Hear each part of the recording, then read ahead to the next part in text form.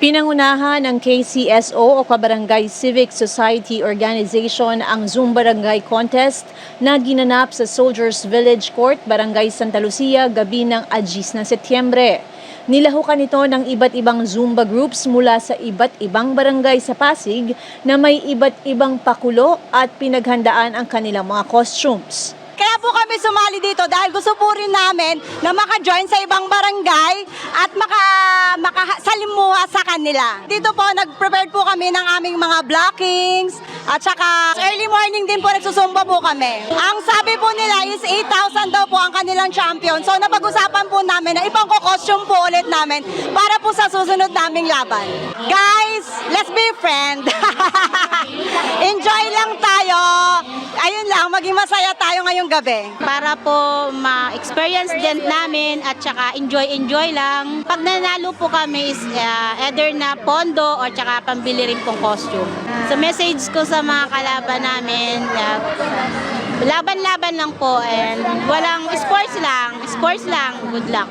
Good luck na lang po sa amin lahat. Para po ma-experience po namin yung content, yung event. Nag-practice po kami araw-araw.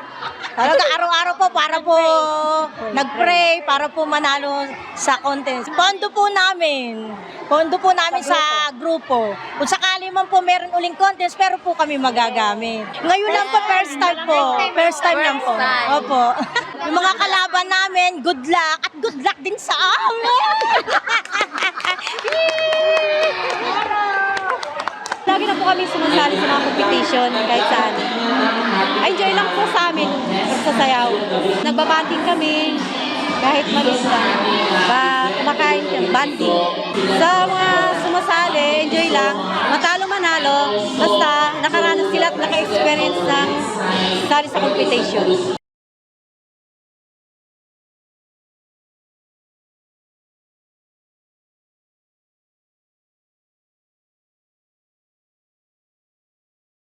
Itong Sumbarangay 2023, pinagplanuhan ng KCSO na kahit paano po is magkaroon ng wellness sa lahat ng mga kababaihan natin dito sa Barangay Santa Lucia. Hindi lang yung ma-promote natin yung wellness natin, kundi kanilang pinaghahandaan ang mga aktibidad na inilunsad para sa komunidad at nabatid na malaki ang premyong ihanda para sa mga magwawaging So grupo. ito pinagplanuhan ng mabuti ng KCSO kasama yung mga officers ko. Actually matagal na to, na-move dahil na rin sa hectic ng schedule natin, hindi natin maisingit agad, pero magkaganon pa man, pinilit natin itong gawin ng maayos sa tulong na rin ng mga kaibigan natin na laging sumusuporta sa lahat ng mga programa ng KCSO. Meron tayong 8 at sa bawat grupo merong 10 members, pataas po ito.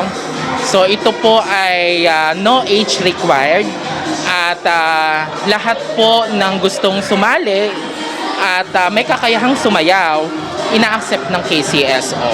Ito pong 8 ito ay galing sa iba't ibang compound dito sa Barangay Santa Lucia at meron din in other barangay na nakipag-participate sa ating event ngayong gabing ito. Meron silang matatanggap na pera, which is cash, 8,000 for the champion with certificate, and the first place is 5,000 with certification then, and then the second place is 3,000 with certification, and may mga consolation prizes tayo sa lahat ng mga nag-participate ngayong gabing ito.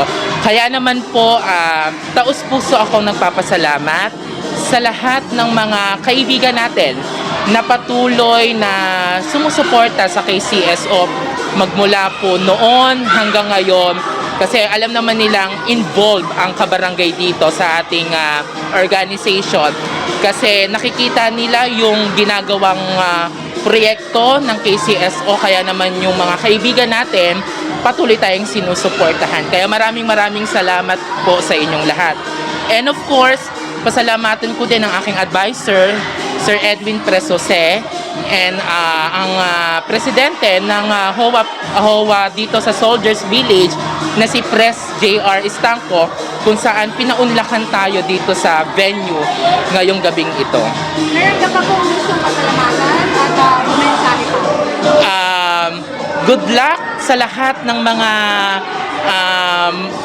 nag-participate sa ating Sumbarangay 2023. Enjoy lang po natin ito dahil wala naman pong hinahangad ang KCSO kundi magkaroon ng entertainment dito sa Barangay Santa Lucia. So lahat po kayo panalo sa amin. Kaya naman po maraming salamat po sa inyong lahat. Actually, nakaplano na yan. Sa isang taon kasi, kumbaga, ang KCSO, nagpaplano na kami kung ano-ano yung mga bababa namin para lang for entertainment or para sa mga taong alam mo na, gusto rin nila yung nakakapanood ng mga ganyan. Ayun, yung KCSO gumagawa talaga ng mga programang ganito para sa mga tao din.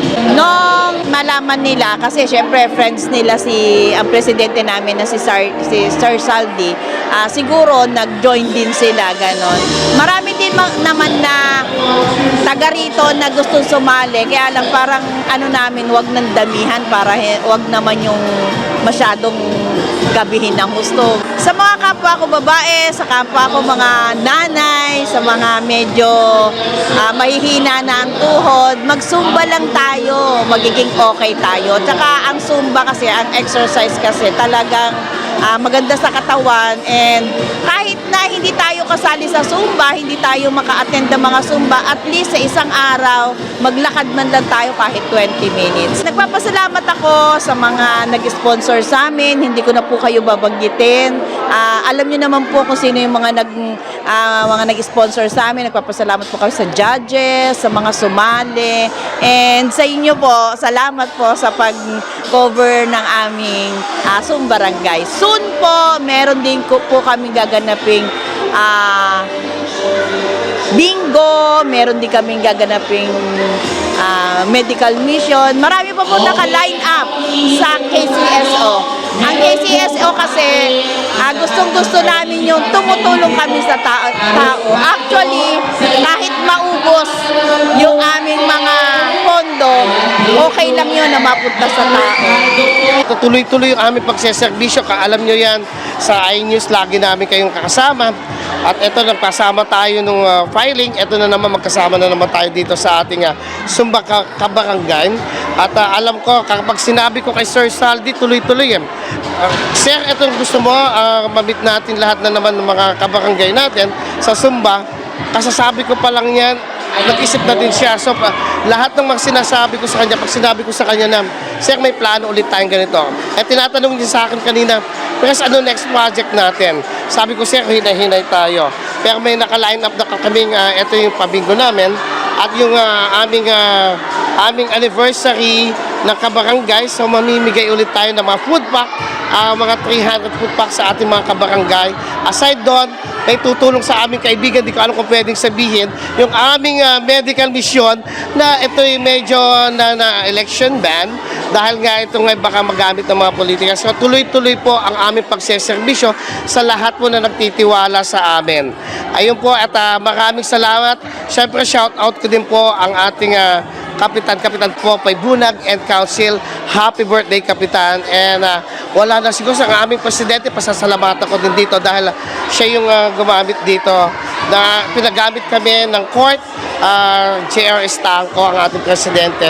Sa aming mga board of judges, Sir Nelson, ang ating presidente from Greenside, from Maxville 10, ang presidente natin na si Ma'am Mila Haroda, and of course, ang aming isang kaibigan na walang sawang tumutulong sa amin, si Mama Dolor Rigor, and si Christian Hernandez. Sa lahat ng mga contestant, good luck po, and God bless Kabarangay, God bless Santa Lucia. Shout out din po pala kay Ray kasi meron siyang binigay kanina yung mga food, tapos din tumulong din po si Kagawad Ray din po. Salamat po, and God bless. iNews, I love you! Ako si Luan Peñano para sa latest ng iNews Pasig.